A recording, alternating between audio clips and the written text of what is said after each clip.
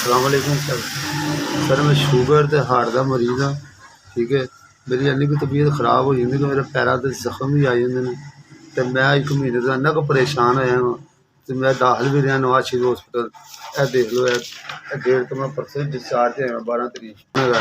तो अज दिन मैं बीमार रहना, मेरे को मैडिसन लैने से भी पैसे कोई नहीं। तो हार्ट का मरीज़ हाँ, डॉक्टर ने कहा जी कार्डियोलॉजी जी इलाज होएगा, तुहाडे दिल के पट्ठे 25% कमज़ोर हो गए ना, तो हार्ड हो गए। तो तुसीं दवाई जारी रखनी, दवाई बंद नहीं करनी। तो मैं दवाई कित्थों लवां?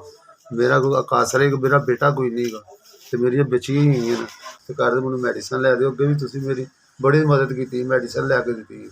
ते हुण मैं तुहाडा शुक्रगुजार हां जे मैनूं मैडिसन लै दिओ। तुहाडे बहुत मैं शुक्रगुजार हां। अल्लाह तुहानूं तंदरुस्ती ते सेहत देवे।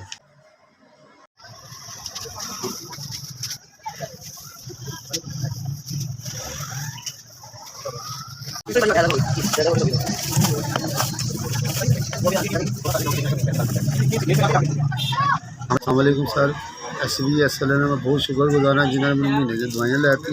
अल्लाह ताला तुहानूं तंदरुस्ती देवे, कारोबार च तरक्की करे। अल्लाह तुहाडे बच्चों की सेहत देवे।